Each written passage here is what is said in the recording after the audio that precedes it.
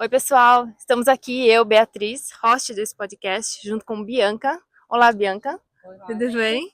Estamos aqui com a Letícia, nossa entrevistada do dia. A Letícia mora aqui em Berna, pertinho da gente, né? 30 minutos de onde a gente mora aqui na Suíça. E a gente marcou de a gente conversar hoje para contar um pouco da história dela, né? Das experiências que ela teve. Já está há vários anos, né? Fora do Brasil. É a primeira vez, né, que a gente vai entrevistar alguém que a gente não É, conhecia, que a gente conheceu através do projeto do exato, Imigrantes, muito né? legal. Uhum. Muito legal. Estamos Fazendo muito uma nova animadas. conexão. Exato. E você é da onde do Brasil?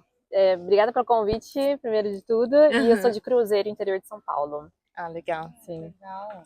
E faz quantos anos que você saiu Faz do 10 Brasil? anos que eu saí do Brasil. 10 anos, completei agora em setembro, até comemorei, assim, dei uma retrospectiva emotiva também. Sim. E relembrei tudo que eu passei nesses 10 anos, então tem sido bem legal olhar para trás e ver tudo que a gente conquistou. Sim, com certeza.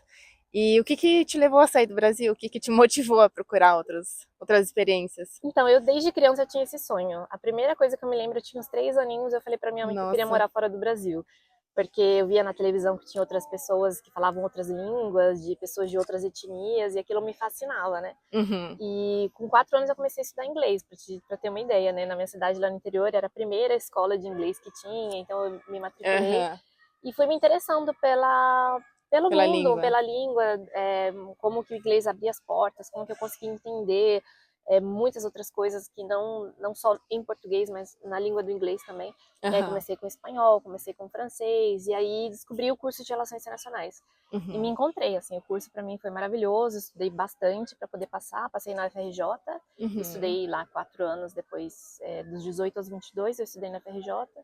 Trabalhava, já fazia vários estágios na área internacional. Quando eu entrei na faculdade, eu queria ser diplomata, só que aí, com o tempo, eu percebi que não era a minha praia, porque eu não queria mudar de país a cada 3, 4 anos. Para mim, entender essa realidade da vida diplomática foi crucial, porque eu gostaria de conhecer outros países e trabalhar em outros países, mas sem esse ponto fixo, obrigação de a cada 3 anos eu ter que me mudar, porque talvez eu gostasse daquele país, quisesse ficar, construir uma família e tal. Sim. E aí eu fui descobrindo a área das multinacionais, aí trabalhei em uma multinacional de petróleo 2 anos, amei, assim, eu teria seguido essa parte da carreira. E depois eu fui para o terceiro setor, que são as organizações humanitárias, que me interessaram muito, a questão da arte também me interessava muito. E aí eu decidi deixar o Brasil, né, com emprego e tudo mais, vamos dizer, tirar um ano sabático para poder tentar a vida na Europa e fazer mestrado. E aí eu fiz mestrado na Itália durante 1 ano e meio e depois acabei ficando, porque eu consegui um emprego lá na Itália. Qual era o tema, né, do seu mestrado? Meu mestrado era a doutrina social da Igreja Católica, então assim, era a parte internacional de como a igreja, como o cristianismo também vê o que é o desenvolvimento de um país. Então assim, na faculdade eu trabalhei numa multinacional e tinha muito essa questão do petróleo associado ao desenvolvimento, então tem países que têm muito petróleo, muito recurso natural, mas são pobres mesmo assim. Então eu fui estudando os países pobres e os países ricos que tinham recursos naturais. E aí depois eu fui ver assim, como que o cristianismo vê o que é o desenvolvimento realmente do país, de acordo com o cristianismo, o que significa ser um país desenvolvido. E aí eu escrevi a minha dissertação do mestrado sobre essa doutrina social da Igreja Católica, que entra realmente, não é só a riqueza, mas também o bem-estar dos habitantes, a natureza, a ecologia. Então, isso me fascinou e eu acabei indo para essa área humanitária. Mas você foi fazer esse mestrado porque você trabalhou nessa parte humanitária ou não? Já existia essa... Não, eu fazia muito trabalho voluntário no Brasil, então eu queria investir os meus talentos também para poder fazer algum bem no mundo, né? Então, para mim, não era só ganhar dinheiro, para mim, o dinheiro, óbvio que é importante, hoje eu tenho 3 filhos, tenho que ter um dinheiro, mas nunca foi, assim, o objetivo da minha vida de ser rica, e eu queria deixar um impacto, assim, queria ter um impacto positivo na vida de pessoas que precisassem dos meus talentos. Então, eu não queria ter aquilo só para mim, mas também investir para que outras pessoas também pudessem ter uma vida melhor. E aí você arrumou um emprego na Itália? Arrumei emprego na Itália, eu fiz estágio, que era parte do mestrado, também na parte humanitária. E aí coloquei na minha cabeça que eu queria trabalhar para o Papa, assim, porque eu achava que, quer dizer, eu ainda acho que ele é o ator mundial com mais voz em questão humanitária, em questão de ecologia, enfim, pelo bem-estar real das pessoas, sabe? Ele tem um interesse mais do que do que qualquer outra, eu acho, mais do que qualquer outra pessoa no bem-estar das pessoas. Então eu queria trabalhar para ele e mandei meu currículo para vários escritórios no Vaticano, vários escritórios, e esperei. Aí depois de uns 10 meses eu fui chamada para os museus do Vaticano. Não era a minha ideia trabalhar diretamente com a arte, como foi nos museus do Vaticano, mas foi um grande presente para mim, porque eu aprendi sobre a arte no melhor lugar do mundo para aprender sobre a arte. Então, É lindo, né? Maravilhoso. e tem a arte outro assim, mundo, assim. de todos os países, de todos os continentes do mundo, de várias épocas, desde os etruscos a 5 mil anos antes de Cristo até a arte moderna. Então, para mim foi uma escola assim impagável, ter contato direto com os curadores, com os historiadores de arte, com os restauradores. Então, era incrível esse trabalho que eu fazia. Mas o seu, só voltando um pouquinho, o seu mestrado foi em italiano. Em italiano. E quando que você aprendeu italiano? Então, eu cresci com a minha avó italiana, mas nós não falávamos italiano, só algumas coisas assim, mas tinha essa afetividade muito forte com a Itália. E aí, quando eu comecei a faculdade, eu também comecei a fazer um curso de italiano lá no Instituto Italiano de Cultura, no Rio de Janeiro. E para mim foi muito rápido, assim, aprender o italiano, porque eu tinha muita vontade de aprender mesmo. E é parecido, né? E é parecido com o português. E durante a faculdade eu fazia esses estágios, e aí eu pagava o meu intercâmbio no final do ano. Então, quando no Rio estava muito calor, eu vinha para a Europa para estudar, assim. Aí eu paguei um curso de um mês na Itália e um curso de um mês na Alemanha, porque eu já estava perto, então eu aproveitei para fazer o italiano e o alemão, que eram as línguas. Caramba, hein? Nossa, que eram as línguas que eu não dominava ainda, né, como o português, o espanhol e o francês, que eu já falava em inglês, então eu decidi investir nas línguas que eu ainda não conhecia muito bem, que era o alemão e o italiano. Então você fala quantas línguas? Eu falo 6 línguas. Nossa, sem contar o suíço-alemão, que seria uma 7ª língua, que é um dialeto. Eu falo português, inglês, espanhol, francês, alemão e italiano. Todas fluentes. Você começou desde pequenininha? Desde pequenininha. 4 aninhos eu comecei, e aí só foi crescendo, assim, só foi abrindo portas. Eu acho que uma língua te abre muitas portas, sabe? Eu sempre falo, não é nada perdido você aprender uma língua, sempre te ajuda, seja a nível cognitivo, de treinar o cérebro, manter o cérebro estimulado, né? Ativo, mas também profissionalmente, te abre muitas portas, é incrível. Eu uso todas as línguas, todos os dias, praticamente, incrível, sabe? Né? Não tem uma língua que eu não use com frequência, né? Mas aqui na Suíça, que tem 3 línguas oficiais, né? Alemão, italiano e francês. Espanhol, daqui a pouco eu vou na missa em espanhol, então assim, a gente faz parte da comunidade em espanhol aqui também. E, enfim, português em casa, que é muito importante, e o inglês para tudo, né? Que você usa. Isso é ótimo para não esquecer, também, né? Sim. Exatamente. Às vezes a gente dá uma misturada, mas eu acho que faz parte, assim. Tem dias que é mais fácil, tem dias que é mais difícil. Depende de quantas horas eu dormi, depende de quanto café que eu tomei. Depende de onde eu vou, né? Onde eu vou, qual que é o ambiente. Mas normalmente funciona muito bem com todas as línguas. Assim. E aqui na Suíça é muito necessário, né, na verdade. Extremamente. Todo mundo fala muitas línguas, então é muito importante. E aquilo que você falou do inglês no começo, é tão gostoso quando você consegue se comunicar em outra língua, sente um prazer, uma satisfação. Você chega num país e consegue se comunicar, é muito legal. Exatamente. Então, realmente, mas eu acho que talvez você tenha uma facilidade, né, para aprender a língua, ou você acha que foi muita relação mesmo? Eu acho que foi muita relação. Muita. O alemão, principalmente, não é figura de linguagem. Eu estudava chorando, porque eu pensava que eu nunca ia aprender. Me sentia muito estúpida de não entender as conversas do que as pessoas estavam falando. Depois a frustração, quando eu cheguei aqui, as pessoas falavam no dialeto, então parecia que 8 anos de estudo tinham sido para nada, porque eu não entendia nada do que as pessoas estavam falando. Então isso é uma frustração muito grande que a gente tem que lidar e superar e... Enfim, eu acho que para nós mulheres, assim, para mim foi um grande incentivo os meus filhos, porque, por exemplo, nas gravidezes, o meu marido não podia estar sempre comigo nas consultas, então eu tinha que aprender, entendeu? Eu tinha que entender o que o médico estava me falando, eu tinha que saber fazer as perguntas para ele, para as enfermeiras, então... Aos poucos eu fui adquirindo também essa independência do meu marido, que ele não precisasse estar ali sempre comigo para poder me ajudar. É bom, né, não depender, né, de outra pessoa. Sim, muito. Se comunicar aqui. Muito. Então, mas é bom você contar essa frustração do começo, porque às vezes a pessoa olha e fala, nossa, fala 5, 6 línguas, para ela é fácil, para mim que é difícil. Mas não é. Você passou, né? Não, tem todo um histórico para você chegar, né? Sim. Então, realmente. Foi muito difícil, foi assim... Questão por exemplo, eu tinha que resolver a questão da minha carteira de motorista, né? Eu tinha que ligar no escritório e sem brincadeira, eu chorava, assim, chorava, porque não conseguia entender o que as pessoas estavam falando no telefone, não conseguia dizer não, sabe, não conseguia me comunicar. Isso é muito difícil para quem, principalmente para mim que saí de casa com 17 anos, sempre fui muito independente, você se rever dependente de alguém, sabe? Ainda que seja o seu marido e tal, mas para mim como pessoa é muito difícil depender de outra pessoa para poder me comunicar, para poder me achar. Então isso foi para mim assim crucial até para minha qualidade de vida aqui na Suíça, para minha adaptação. Então foi crucial. E quantos anos você estudou o alemão para poder assim conversar mesmo? Então, eu tive várias fases, porque eu comecei a estudar alemão com 18. Aí, com 23, eu parei e vim morar aqui com 26. Então, 3 anos aí eu fiquei falando alemão com muita raridade lá em Roma, quando eu encontrava algum alemão e tal, eu falava alemão, mas não era tanto assim.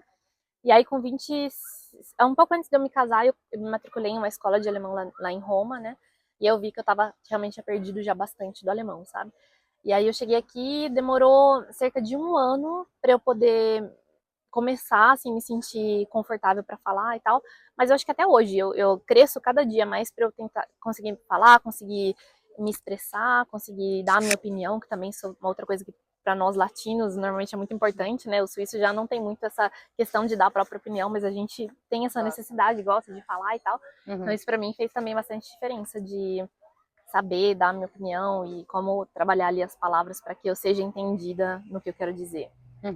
Como foi para você o suíço-alemão? Você aprendeu com o seu marido ou você fez curso específico? Então, antes de eu vir para cá, eu já procurei alguns livros de suíço-alemão e aí tinha uma noção básica do suíço-alemão, mas nada foi te muito prepara, difícil. né? Não, nada te prepara para esse golpe que você recebe, assim, a falta de piedade total que os suíços têm contigo, sabe?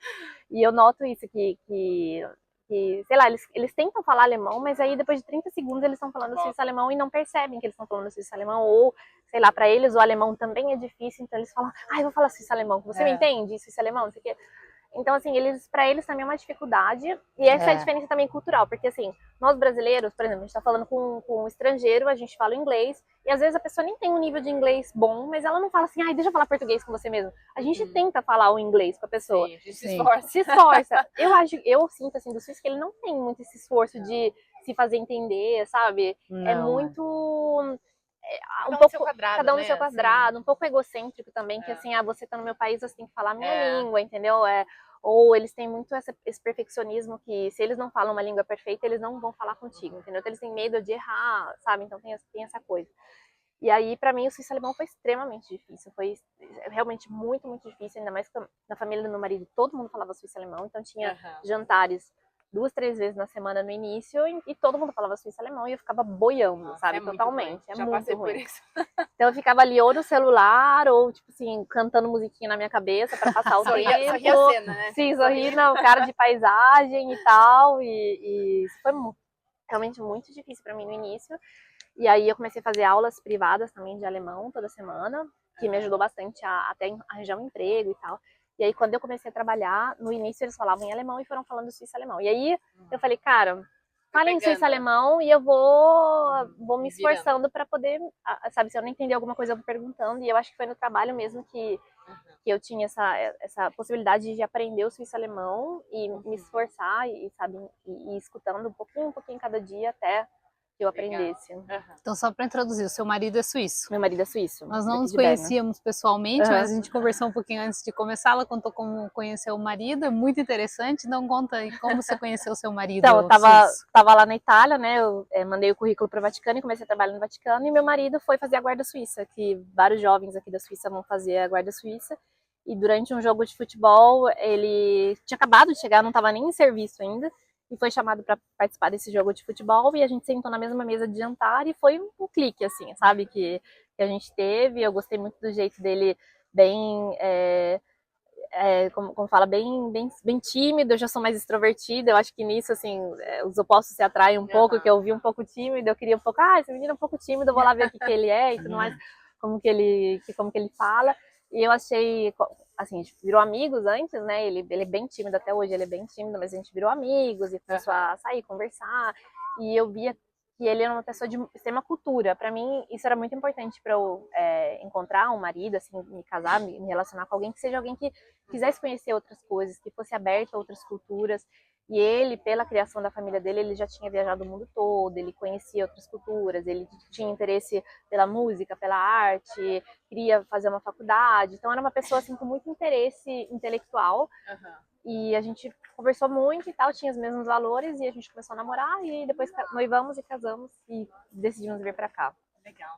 Sim. E na guarda suíça ele usava aquela roupinha colorida? Usava roupa colorida, usava armadura. Que os guardas do Papa, né, eles Sim. são da guarda do exército, ou guarda, não sei, Sim. suíça. Sim, eles fazem o exército suíço, mas para ir para Roma eles têm que um pouco sair do exército suíço. Eles escolhem ou eles são escolhidos? Não, eles escolhem e são escolhidos, quer dizer, eles fazem uma aplicação e aí eles, se passarem, eles podem ir para Roma. Tem os requisitos mínimos de altura, enfim, tem que ser católicos, praticantes, tem que ter pelo menos 18 anos, tem que ter feito o exército, tem que ter uma profissão ou ter terminado o ginásio, que é o colegial aqui, e não ser casados, né, no início, nos primeiros 2 anos, e enfim, e ter boa saúde, assim, para poder aguentar, né, porque é um serviço bem pesado também, muitas horas, trabalha de noite.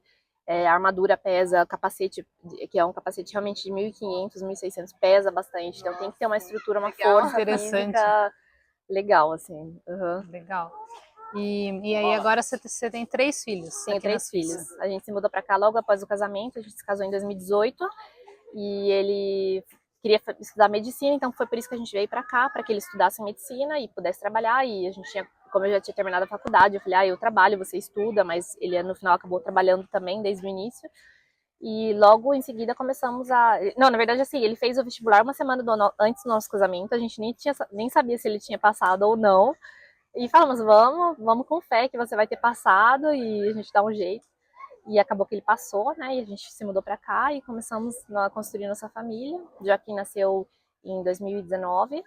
Aí depois veio o Georg em 2021 e agora temos a Aurora, vai fazer 1 aninho. Que legal. E como é agora a vida na Suíça com 3 filhos? Eu acho maravilhosa, assim, eu não tenho a reclamar, inclusive é um dos motivos pelos quais eu decidi de permanecer aqui, porque no início, a minha ideia era um dia voltar para a Itália, porque eu me sentia muito bem lá na Itália, tinha me acostumado e tal. Mas hoje, com 3 filhos, eu acho que o suporte familiar que existe aqui é muito bom para uma família, sabe? A segurança, o contato com a natureza, a escola aqui eu achei boa também, os incentivos do governo para que você tenha filhos, então, assim, as ajudas do governo que você recebe mensalmente, mas também tudo que você pode debater do seu imposto de renda, que é bastante alto aqui, eu acho bem legal. Então, para mim, eu acho um bom país para ter uma família, sabe? Nisso, talvez se eu morasse na Itália, por exemplo, eu não teria a mesma possibilidade de ter tantos filhos como eu tenho aqui, sabe? A família do meu marido é daqui, então várias vezes, toda semana eles vão para casa dos avós, uma vez na semana, então tem essa cultura de contato com os mais velhos, contato com os tios, contato com família, que eu acho também que é uma parte importante. Desculpa interromper, eu tô vendo que o microfone desligado. Não, tô verdinho. Tá ficando muito bom. Nada. É o medo, é o trauma. É o trauma do microfone. E hoje você trabalha? Eu Mesmo trabalho. com 3 filhos, você tem tempo de trabalhar? Desde o início eu trabalhava. Era o jeito, né? Porque a opção que a gente fez de vida, que ele estudasse, eu trabalhasse, então... E eu sempre gostei de trabalhar, sabe? Eu tinha muito essa coisa. Quando eu era bem jovem, eu era muito, independent woman, assim, eu queria bancar meu marido, sabe? Eu não queria que meu marido me bancasse, Deus me livre, eu estudei tanto e tal. Então tinha essa ideia, assim, eu vou trabalhar e meu marido pode até trabalhar, mas assim, se ele quiser ficar em casa, ele pode ficar, porque eu vou ser independente, né? Então eu sei que cheguei, já comecei a trabalhar, né? Procurei um emprego, comecei a trabalhar. E aí teve uma coisa que eu gosto de falar, que quando eu tava procurando emprego antes de eu me casar com o meu sobrenome brasileiro, foi muito difícil. Eu não fui chamada para nenhuma entrevista. Assim que eu mudei meu sobrenome para o sobrenome alemão, começou a aparecer entrevistas. Então, assim, isso foi uma coisa que eu notei, que, sabe, a questão da abertura para a Suíça. Sim, são abertos, valorizam o trabalho brasileiro, eu sempre me senti valorizada como profissional. Mas eu senti, sim, essa diferença do sobrenome brasileiro com o sobrenome alemão na hora de mandar currículo. Mesmo com o passaporte italiano, você tinha um passaporte, mesmo com passaporte, sim, mesmo com passaporte. Então, assim, achei bem essa diferença eu notei. E Você tá no mesmo emprego? não, eu mudei esse ano, né? Depois de 5 anos que eu fiquei nesse emprego, eu decidi mudar. Eu tive meus filhos lá e foi a pandemia. Meu primeiro filho nasceu depois de 3 meses, eu estava na licença maternidade e explodiu a pandemia. E a gente ficou praticamente 2 anos em casa, e nesse meio tempo a gente teve o outro filho, né? E aí quando a gente começou a voltar para o escritório, aí, enfim, fiquei lá um tempo. É, depois teve a gravidez da Aurora também. Aí fiquei lá, voltei da licença maternidade, mas tirei um tempo a mais, porque aqui também você pode optar por tipo, ter um tempo não pagado, não pago pela empresa. Uhum. Eu acabei tirando 6 meses ao invés de 4, acumulei com férias e tudo. E aí depois eu tinha decidido parar de trabalhar, porque meu marido estava para terminar a faculdade de medicina, então eu tinha decidido de, sei lá, ficar um pouco em casa com as crianças. E aí eu recebi uma oferta de emprego que cabia na minha rotina, e eu acabei mudando de emprego e vou continuar a trabalhar agora. Mas tinha sido a ideia, assim, de eu parar de trabalhar, sabe? Porque já tinha trabalhado tanto esses anos e, enfim, pelo meu marido, meu marido não tem opção de que não seja trabalhar 100%. Para ele agora residência é 100%. Então, como ele vai estar 100%, a gente pensou, ok, não é que, óbvio que um salário a mais é um salário a mais, mas não é que tenha necessidade agora, então eu tinha optado mesmo por ficar em casa, era já uma decisão que a gente já tinha feito. Mas aí veio essa oferta de emprego e acabou que casou muito com a minha rotina, então não preciso mais parar de trabalhar. Essa é uma coisa diferente, né, que tem do Brasil, que a gente comentou no episódio passado do podcast, que é carga horária reduzida. Sim. Né? Então, no Brasil não existe isso. Você trabalha 8 horas por dia. E aqui você tem opções de trabalhar 80%, 60%, que é o seu caso, né? Com 3 filhos. Sim, eu trabalho 60%, que são 3 dias na semana. E você pode decidir como você vai trabalhar. Assim, vou trabalhar todas as manhãs, ou todas as tardes, ou uma manhã, 2 tardes. Enfim, você que joga com a sua agenda. No meu caso, eu trabalho 3 dias, que é terça, quarta e quinta. E terça eu tô em escritório e quinta-feira de manhã. Então, quarta-feira eu tô em casa o dia todo e quinta-feira de tarde eu tô em casa Legal. pela tarde. Uma flexibilidade muito boa, né? Dos dois lados, né? Dos dois lados. Eu acho que, assim, os meus chefes valorizam também, porque quando tem épocas que a coisa pega, eu sou a primeira a dizer, não, eu venho trabalhar mais um dia na semana, 2 dias, eu arranjo ajuda com as crianças, com o vizinho, com a família, e das duas partes existe essa flexibilidade. Mas eu acho que isso é uma coisa boa do brasileiro, né? Eu não sei se o suíço tá apto a... De jeito nenhum. A vir mais um dia se precisar. De jeito nenhum. Não, e assim, é uma questão bem complexa. Até, por exemplo, eu tava de férias e eu falei pro meu chefe, olha, eu não sou aquela pessoa que, não me escreva durante as férias, sabe? Poxa, se é uma coisa que vai me levar 5 ou 10 minutos, pode me mandar uma tradução para fazer, um texto para revisar, pode me mandar. E ele pegou e me mandou, assim, sabe? E ele falou, poxa, Letícia, eu te agradeço, porque, nossa, tem vários colegas que nunca, jamais fariam, sabe? Não pegam o celular durante as férias e tal. Então, é uma coisa que eu falo, não tem problema nenhum, sabe? É uma ajuda dos dois lados também. Quando eu preciso, nos 2 empregos que eu tive aqui, eles foram muito compreensivos, sabe? Com as coisas que eu passei na gravidez, foram todas gravidezes de risco, enfim, eles foram super compreensivos, então eu também acho que da minha parte tenho que ser flexível também. Claro, que legal. E é uma coisa que eu faço com prazer, sabe? Até no início eu falava para meu marido assim, não acredito nem que eu tô sendo paga para fazer o que eu tô fazendo, porque é tão legal. O que você faz, então? Então, eu trabalho com projetos humanitários, com levantamento de fundos para projetos humanitários. Então, por exemplo, são escolas na África, ou projetos para tirar meninas da prostituição, projetos para educar pessoas camponeses à agricultura biológica.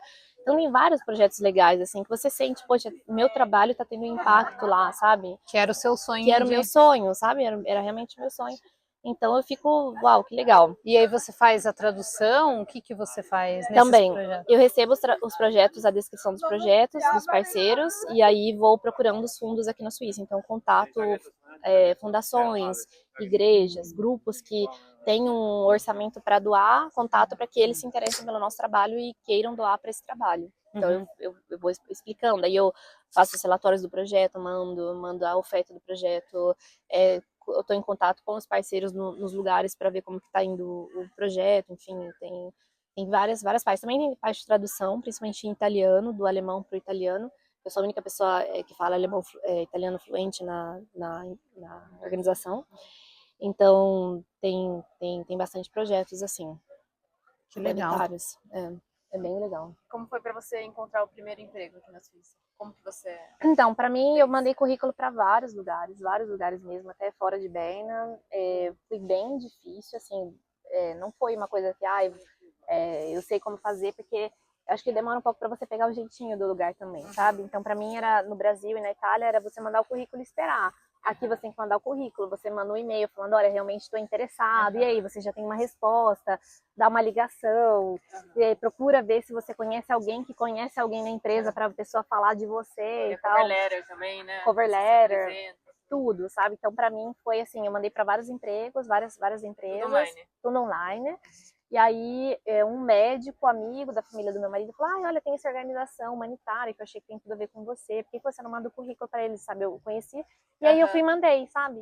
E aí casou, assim, eles me ligaram e foi tudo muito rápido, fizeram oferta e eu acabei aceitando e comecei nessa empresa. Essa outra foi pelo LinkedIn, eles estavam procurando alguém já fazia muito tempo e eles me contataram pelo LinkedIn e aí eu acabei fazendo entrevista e tal. Deu certo também. E deu certo também.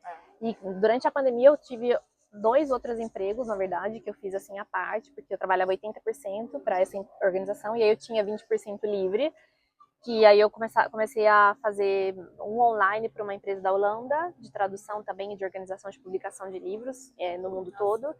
E aí a outra que eu trabalhei para a Embaixada do Vaticano aqui em Berna também, 20%, para ajudar o embaixador coisas administrativas, como secretária dele.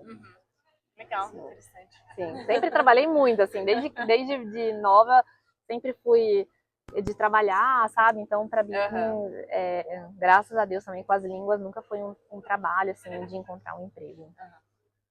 Sim. Legal, muito legal essa história. Uhum. E agora você mora em Berna. Sim. Você já morou em alguma outra cidade da Suíça? Não, sempre morei aqui em Berna. Você gosta daqui? Assim, tem amor e ódio em Berna. Eu acho que tem muitas coisas que eu não gosto daqui de Berna, muitas coisas que eu não gosto, e tem muitas coisas que eu gosto. Como eu te falei, pra família eu acho maravilhoso, assim, é um dos motivos pelos quais eu fico aqui, porque para criar uma família, os meus filhos se sentem livres, aqui a gente pode sair, passear na natureza, a pontualidade, a limpeza, a questão dos hospitais aqui são ótimos. Eu já tive muitos problemas de saúde nesses 5 anos pelas minhas gravidezes, assim, problemas graves. E eu sempre tive essa segurança que eles estavam fazendo o melhor para mim, que era um dos melhores hospitais do mundo que a gente tem aqui e tal. Então esse é um ponto positivo. Agora, eu não gosto nada da mentalidade aqui, sabe? Então tem uma mentalidade aqui, uma cultura de Berna que eu acho muito egoísta, muito fechada, muito... É difícil de você fazer amizades, é difícil até para eles mesmos. Então, quando você conhece um suíço, uma suíça daqui, eles mesmos falam que é difícil você ter uma amizade e tal.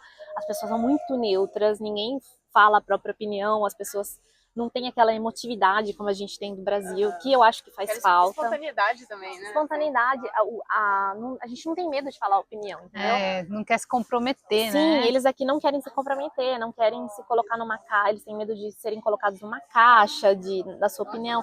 Então isso dificulta muito, muito assim você conhecer uma pessoa, porque se a pessoa não fala sobre si, só você tá falando lá, eu gosto disso, eu gosto daquilo, você não sabe se a pessoa gosta também ou se não gosta, sabe? É difícil de você construir um relacionamento. Então, pra mim, isso é muito difícil aqui, dessa questão pessoal. Isso porque você fala as línguas daqui, né? Sim, Imagina, né? Uma pessoa que não fala é pior ainda. Tá desenvolvendo ainda pra... Pois Eu acho que é uma dificuldade de todo mundo. Sim. Mas acho que é um problema problema, entre aspas, né, da Suíça em geral, Sim. não de Berna, assim, específico, né? Talvez nas maiores cidades seja mais fácil por ter mais imigrantes, em Zurique, em Genebra, né? Mas aqui em Berna, em Thun, que a gente mora, é assim, né? Eles são mais do interior, vamos dizer assim. Por mais que Berna seja grande ainda, né? Sim. E é uma coisa que eu sinto muito, como eu trabalho com projetos humanitários internacionais, eu sinto que eles não conseguem ver fora de Berna. Eles vivem realmente nessa bolha. Aqui a gente fala esse Wimmelbuch, que é esses livros de figurinhas, assim, de paisagens, que as crianças ficam vendo as paisagens. Eles vivem naquele livro, sabe? Que não vê o problema da guerra, o problema da fome, o problema da violência. Não entra muito na vida deles, sabe? E assim, é um problema deles. Aqui na Suíça é diferente. Realmente. Tem um pouco, eu até falo para meu marido isso, que uma coisa que me incomoda é essa sensação de superioridade, assim, sabe? Porque nós somos mais civilizados e por isso nós não temos esses problemas. O Estado cuida de tudo, então não tem não tem pobre porque o Estado cura, não tem violência porque o Estado cuida, sabe? Então, e lá nos outros países não, é uma bagunça, é uma sujeira, é isso, é aquilo. Então eu sinto muito essa dificuldade humana mesmo com os suíços, daqui de Berna principalmente. E uma outra coisa assim que me incomoda muito é a juventude, porque eu tenho muito contato com jovens, porque meu marido tem irmãos mais novos e eu tenho contato com os irmãos e com os amigos dos irmãos do meu marido. É a falta de desejo de crescer na vida, porque aqui tá tudo tão bom, tá tudo tão assim, e tanta sabe? apoio, né, do governo, assim. Esse ano, não sei se vocês viram, tiraram até o vestibular de medicina, então você não precisa nem mais estudar para o vestibular de medicina. Não. Então os jovens já sabem, já assim, terminam o ginásio, que é o colegial, e já sabem que eles vão fazer uma faculdade. Não tem aquela coisa do Brasil do vestibular, eu tenho que ser melhor, eu tenho que, sabe? E assim, eles nem querem medicina, né? Porque se eles forem jardineiro, eles vão ganhar a mesma coisa, exatamente. Engenharia também, porque eu trabalho como engenheiro e eu vejo que tem pouquíssimas suíços mesmo na empresa. Aí você vai tentar entender o porquê. E você vê que é difícil, né, para eles se formarem numa faculdade assim de medicina e engenharia. E se eles não fizerem isso, eles ainda têm condições muito boas, né? Exatamente. Então por isso que eles não se interessam tanto. Falta ambição. Então, para mim, isso incomoda realmente assim, essa falta de ambição, porque eu desde nova era muito ambiciosa, eu queria, sabe, conquistar o mundo, assim. Então, para mim, eu fico assim, gente, vocês estão com a faca e o queijo na mão, entendeu? E vocês não têm essa... Puxa, eu fico assim, gente, se eu tivesse nascido aqui na Suíça, com segurança, com possibilidades, nossa, eu ia ser chefe do Banco Mundial agora, não, entendeu? Né? Pois é, ou não. Você ia ser criada nessa bolha, porque eu já tive essa impressão de suíço viver nessa bolha aqui, assim, tipo, não ter noção dos problemas reais do mundo. É que eles não conhecem, né? Tanto que os problemas pequenininhos às vezes irritam demais ele, porque eles não sabem dos problemas realmente importantes. Exato, né? Exatamente. Por isso que eu falo, meu filho, eu quero que ele faça um intercâmbio no Brasil ou em algum outro país, porque senão ele vai ficar travado aqui, não dá. Sim, eu também. Tem que conhecer melhor o que acontece. E quando eles passeiam, viajam o mundo às vezes, mas passeando. Sim. Eles não têm a noção da realidade, né, daquele país, porque ele está num lugar turístico. Sim. Então realmente fica fora do mundo real. A gente até brinca, né, que às vezes quando a gente vê alguém daqui com um problema tão minúsculo e a pessoa se estressando tanto, eu falo, essa pessoa tá precisando passar um tempo no Brasil, tipo, passar um mês no Brasil para ver o que é um problema de verdade. Exatamente. Bem diferente.